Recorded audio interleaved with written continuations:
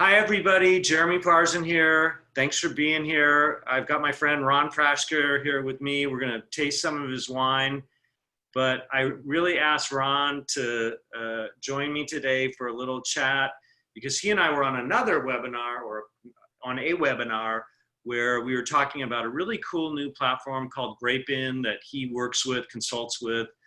And we'll talk a little bit about that in a second.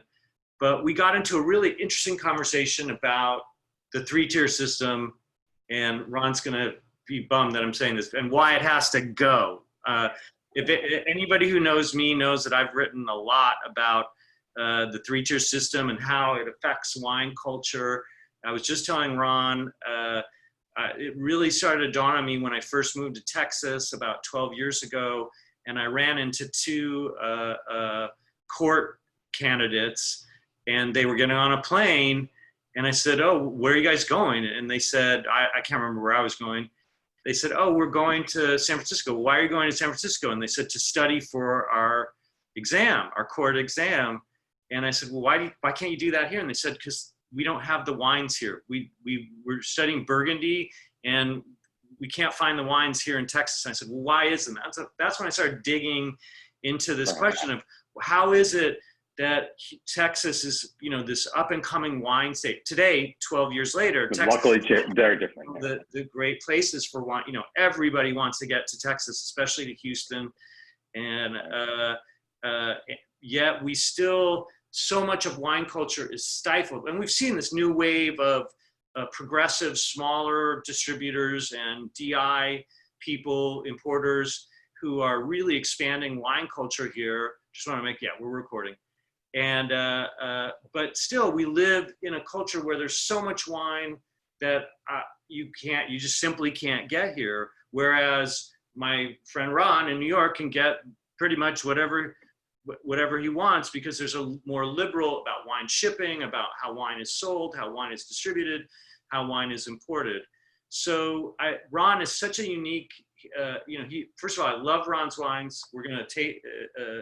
We're going to taste the wine in a second, but he's also an MBA, and I think you're also an attorney. Well, I have a JD. I don't practice. He's a smart guy. He's a smart guy. He's a good egg, and he's a smart guy. And he brought some really interesting insights when I said, "Hey, we were looking at a online platform that's just going live in the next couple of months that allows small. It's called Grape-In."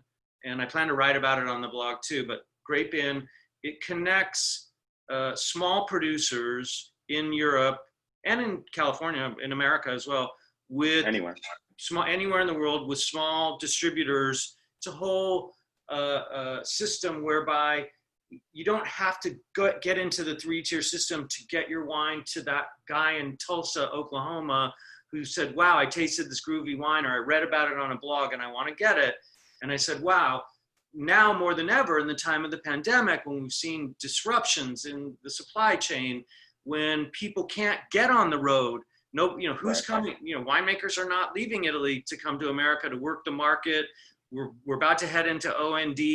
So Ron had some really interesting perspective as someone who knows a lot about business, but also makes really soulful wine in Montepulciano in Tuscany. So Ron, you want to just say a couple words about yourself and why you agreed to be on this crazy video chat?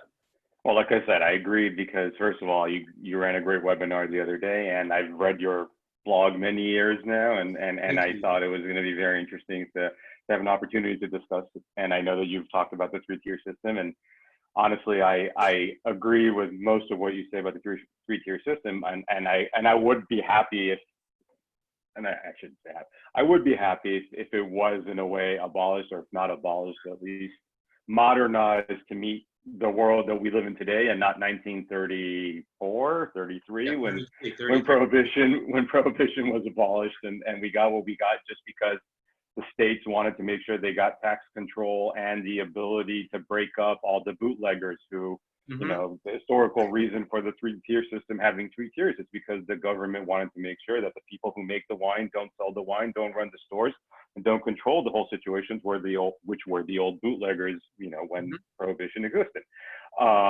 So I agree that it definitely needs change. I mean, one thing that I think is important to note, you said, for example, Grapin or other things that are coming online today are really trying to harness the world of technology, which I also am from in a way. I was a internal strategy person at IBM. I grew up in the tech business. That's what my family did growing up. So I see technology in a very useful way, and it really, one of the places in the world, really one of the few places anymore that it hasn't infiltrated is the wine business, and not only in the U.S. but around the world. But the U.S. is a very good example, and a lot of that has to do with the three-tier system. And it's not so much that I think Grapin or other kinds of platforms that exist to work and bring in technology to the distribution and importation and even the direct-to-consumer world. They're not trying to do away with the three-tier system necessarily. They're trying to figure out, how do you make the system as a whole, be it three-tier or not? Because there are ways to make it more efficient, and be really in today's world to solve the kinds of problems that you're talking about, like the guys who have to go to San Francisco. There's no reason the guy in Oklahoma or wherever wouldn't be able to get wine, even with the three-tier system, if he harnessed, for example, an application or a product or a platform like Grapin, which allows the producer, the small producer, to connect with the small or medium or even large, if they want, trade buyers. And the idea is as much to work with distributors who may be interested in bringing wines that aren't available in their state, to as much as to working directly with the trade buyers. Historically, we talk about restaurants and stores. Today, maybe we talk a little more about stores. Who knows what's going to happen in the end? And they want to have that direct connection between each other, because in the end of the day, you, the producer, can't see every consumer because they're not walking in your door. But with the three-tier system as it is today, you generally don't even know who your consumer may be, because they're going through a retail outlet, they're going through a distributor, and going through an importer. If you're an importer brand, even if you're a domestic brand and you're not B2C, then you don't necessarily know that. But also, that trade buyer wants to know who the producer is. That's why we have, trade shows. That's why we have like the Taste of Texas or Gambero Rosso or every other trade show that exists, is because just as much for those buyers to come and meet the producers and get to know about each wine, get to know what they want to convey to their consumers, and of course try to get the producers to come out to visit them and so on. So that's really where the disconnect of the three-tier system comes into being. And the biggest, I think, issue today is that so much of the wine distribution business in the US has changed from about 20 years ago to today. Today you have some people say 10, it's really about 5 to 7 distributors who control 70% of the market. And they do that not just because they are better salespeople, which maybe they are, and they use technology better, and so on and so forth. They do that because they work within those distributors. A lot of the sales are really represented by a very large number of very large houses who work with them. So those houses, classic ones from France or Italy or Spain, Antinori if you're Italian, Torres if you're Spanish, what have you. Those kinds of big houses don't rely on their distributor to make their sales. They may need them, but they don't wait for them to make the sale. And how it kind of has become is that those kinds of bigger, more deep-pocketed producers have the ability to have ambassadors, sales force, offices, what have you in the US. They work with an importer or a distributor, but in reality, the relationship is much more driven by the producer than by the distributor. And that is exactly what small producers can't necessarily avail themselves to.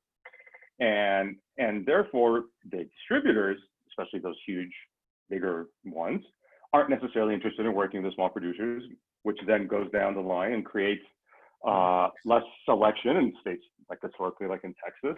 And therefore, you start having the situation where the market is very homogeneous in taste, and you can't get to all these great, amazing producers in all over the world.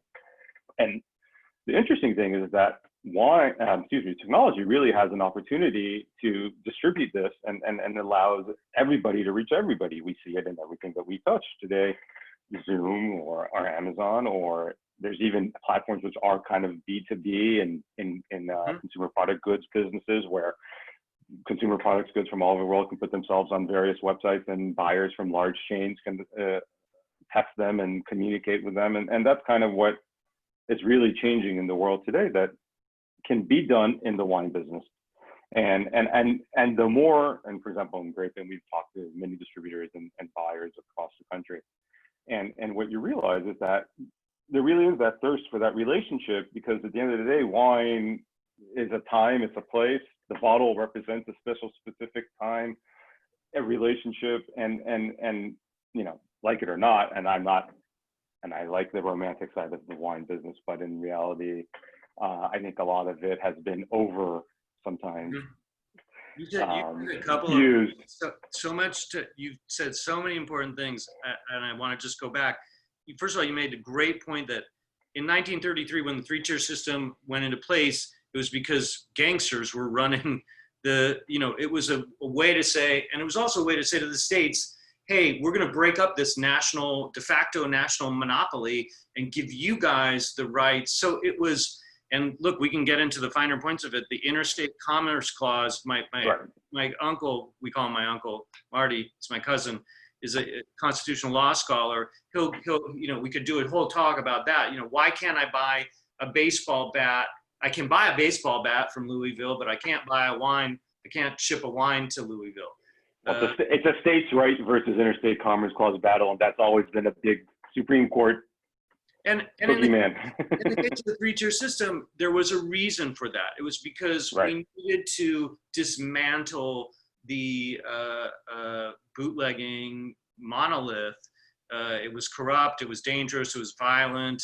It had to be done, yet people needed to drink alcohol. You know, alcohol has always been part of the American way of life. So there was a reason for the three-tier system. You said something else, but it goes back to 1933. Right now, the biggest challenges we face are not organized crime and racketeering and violence through racketeering, right? So, you know, we've moved past that. That's definite.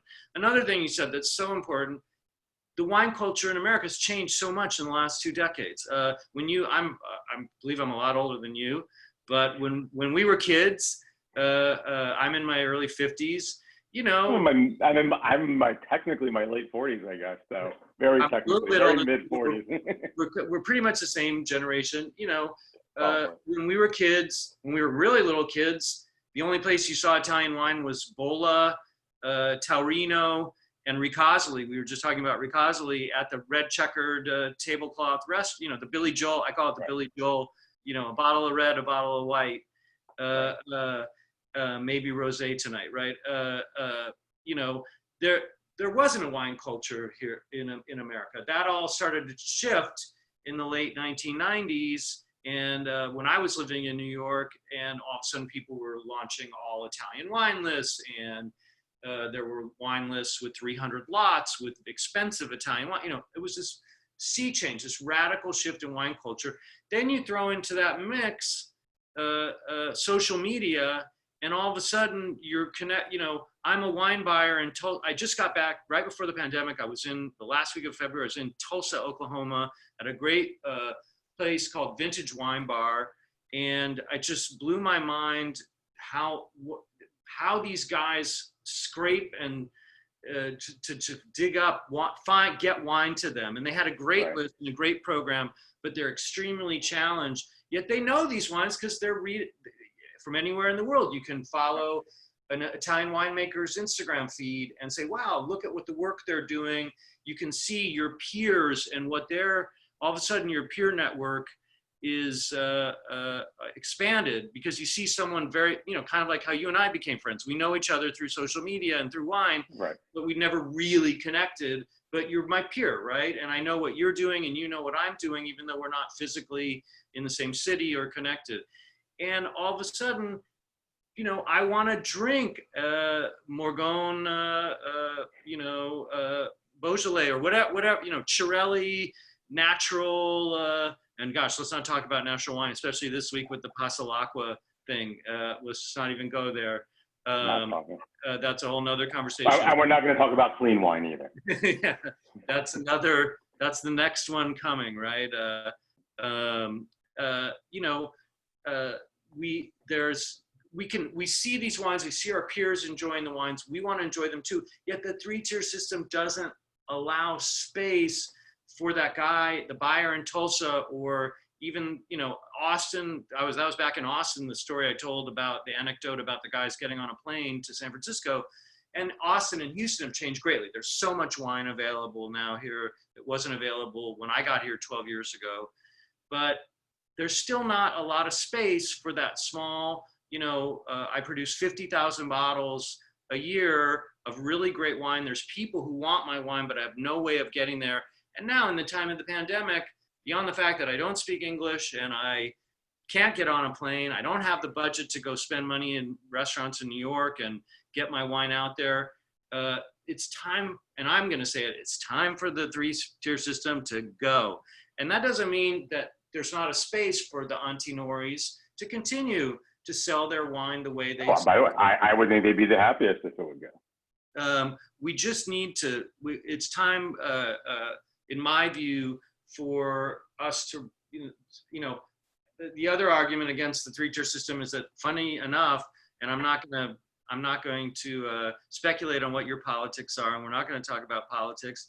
But you might be surprised to learn that in Austin, Texas, where there actually is a bill looking at revising the three-tier system rules in Texas, it's Republican lawmakers whose constituents are saying, you know, there's a real crackdown in the last couple of years on shipping from retailers. Yeah.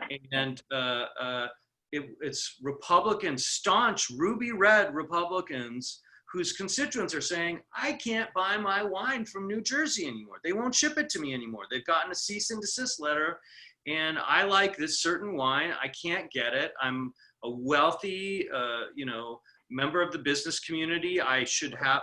It's so anti-American. It's so anti-competitive. If you really are a ruby red Republican, of course it should bother you. No, we won't get into politics. We won't go into that. So no, I don't have any qualms in believing that who's really behind such situations.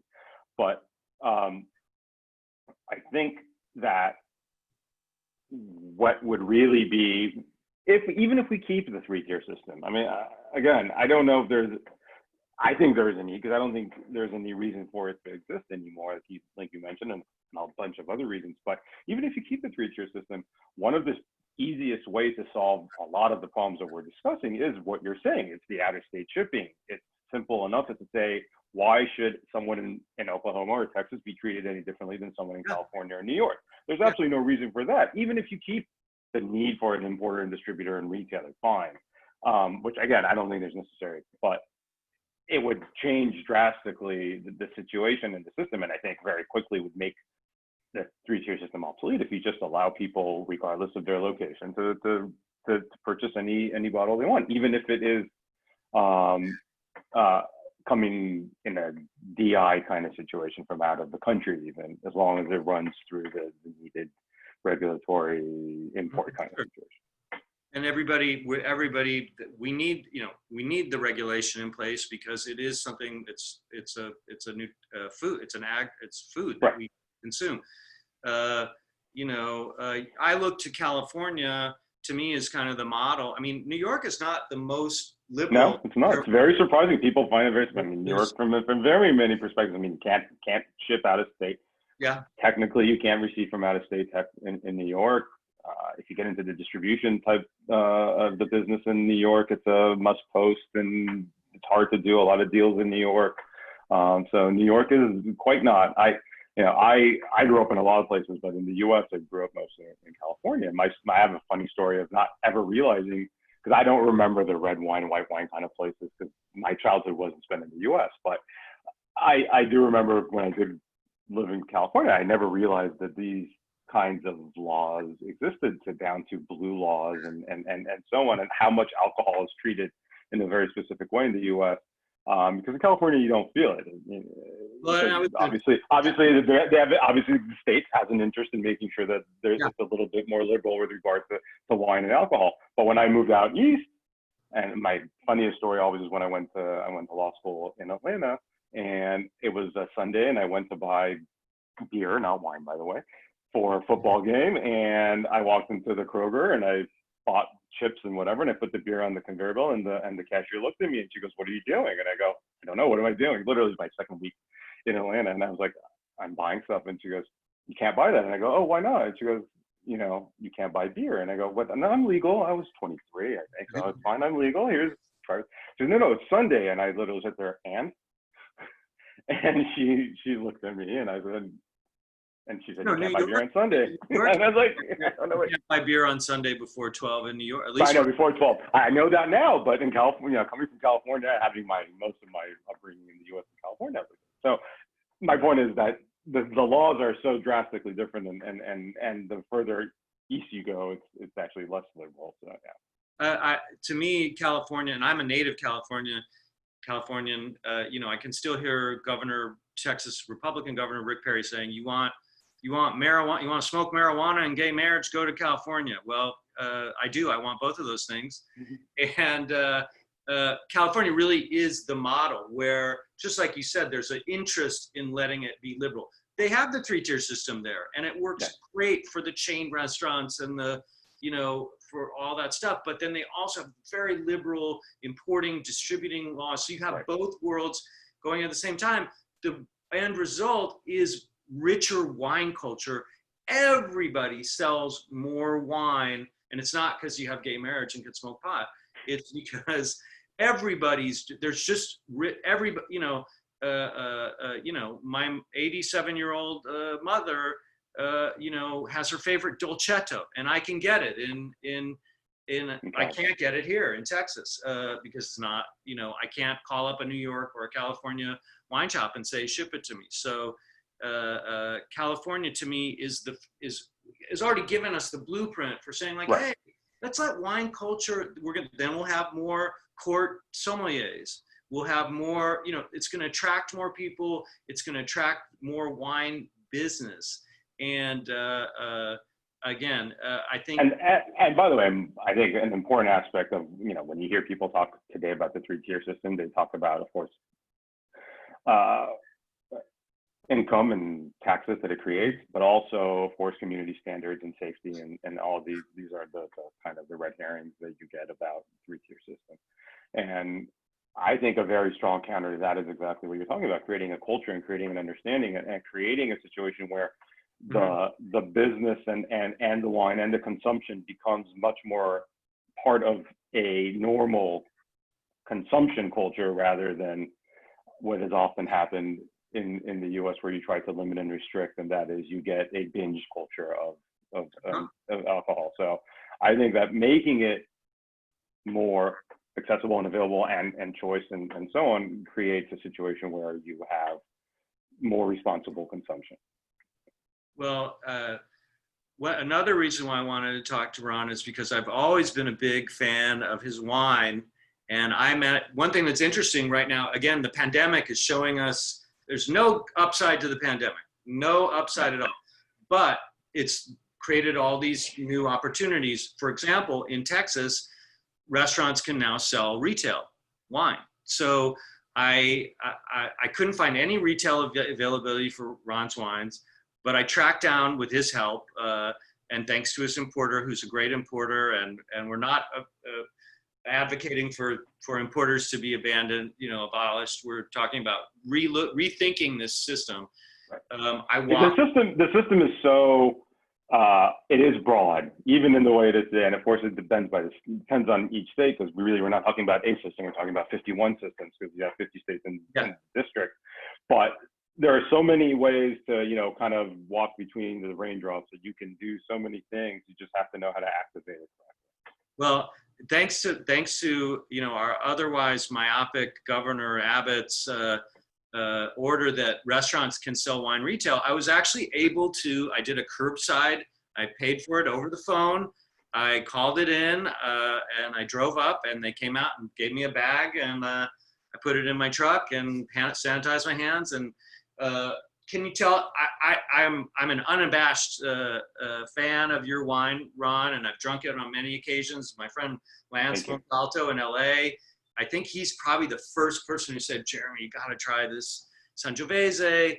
And I was able, and I know you have a bottle too. I was able to get a bottle of Salchetto 2016 Vino Nobile di Montepulciano, which is Yep, now. and so we're drinking. Same thing. It's cool how, and it's not showing very well with the lighting on my. I don't know if I have better lighting. But yeah, there you go. You can see it. When was it that they allowed Vino Nobile to change the front label to just Nobile? Well, it was. Ago? I can't. It was only 2 or 3 years ago, but I'm not gonna. And when you say it's my wine, first I'm gonna give credit that we have two other partners at the winery. One of them is Michele Manetti, who's also the winemaker. So it's really as much, it's much more his wine even than my wine. Though I'm happy, and I've lived there and I've worked at the winery full time for a few years, and we still do a lot of stuff at the winery. Now, it's like I said before when we talked previously, I'm supposed to be there maybe next year, but now who knows? It was about, I think, officially 3 years ago, but it could have been 2 years ago. You may be right. But I will say that we started in 2012 with this new label, and we were the first to do it, and we did it quote unquote illegally, meaning against the rules of the consortio, and we were the ones who pushed for it. Yes, I didn't know that you guys have a role in that. That's amazing. Because we did it before it was technically allowed. Because interesting, I have no idea. Because the rules didn't actually specifically state Vino Nobile or Nobile, or it was a technicality. It was a loophole. Then it was officially made. It's okay just to say Nobile. And yes, a lot of people followed track and continued. The big, I'm not going to get into the discussion about Montepulciano and Vino Nobile and the confusion that gets created around Montepulciano d'Abruzzo and Vino Nobile di Montepulciano, but there has been a big move in Montepulciano to create Nobile as more than Vino Nobile, because when you can just say Nobile as the wine, it kind of carries the weight without having to add the Montepulciano in the back.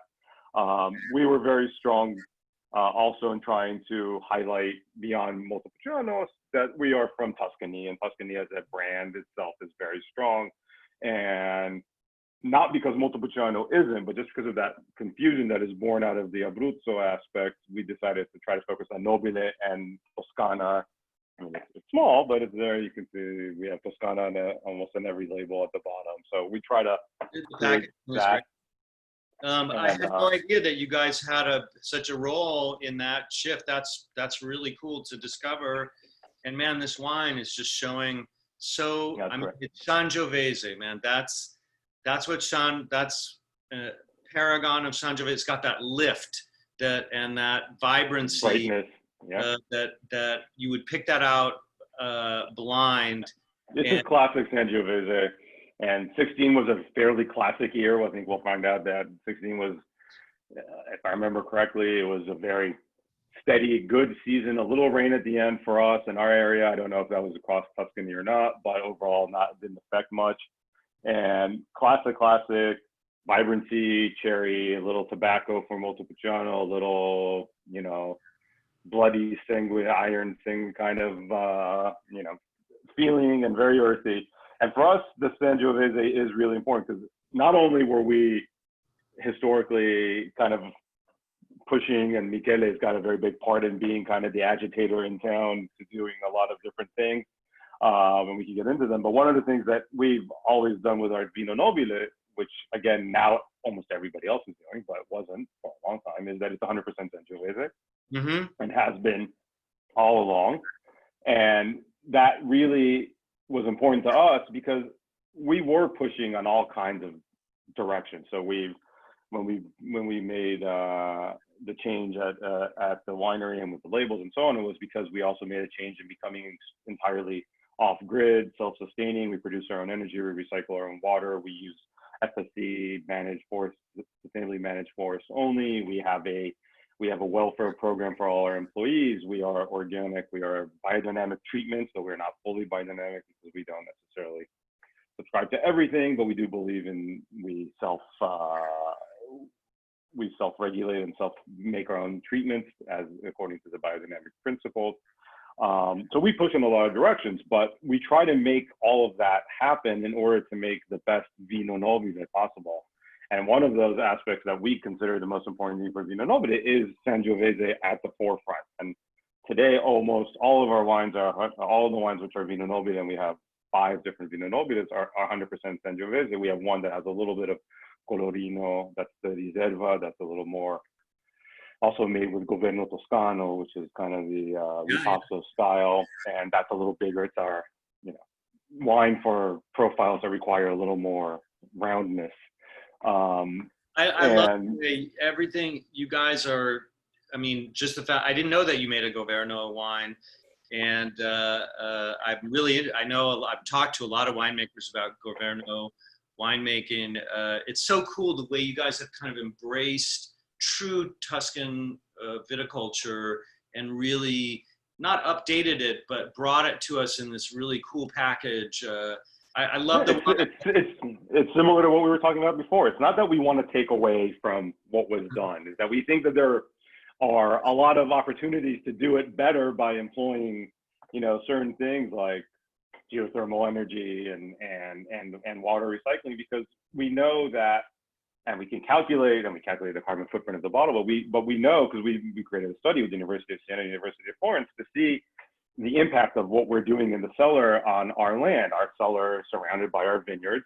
If we are not as clean and not as working as well around in our cellar, then that impacts the vines, and the vines may, in essence, produce inferior fruit. And we know that if we're working cleaner and more efficiently and in a sustainable manner, then we're going to get better grapes and we're going to get more balanced wine. And that's how we're moving forward, because we're employing these ideas in order just to make better wine. And they're not fanciful, just for the fun of it, ideas. They really are there to try to create the best wine we can. Well, the only thing I'm bummed about is that it's 2:15 here in Houston. I can't start drinking this bottle of wine. We're going to have some beautiful porterhouse pork chops, and we're going to cook those tonight. And this wine is just going to be singing. Well, Ron, I cheers to you, man. I love, thanks for taking time out. I love wine. I love your whole approach to it. And thanks for, coming on and talking a little bit about, maybe we'll do this again. It's just cool to, hopefully in person. Yeah, looking forward to when we can sit down and drink some wine together. So thanks. Either here in New York or in Florence or in Houston or in multiple I can't even get to New York right now. No, I bet, I'm in New York all the time, and I know you come here at least once a year. So next time we'll do a dinner or, whatever it is. Thanks so much, man. Stay safe. Really glad to connect with you. Thank you. Talk to you soon.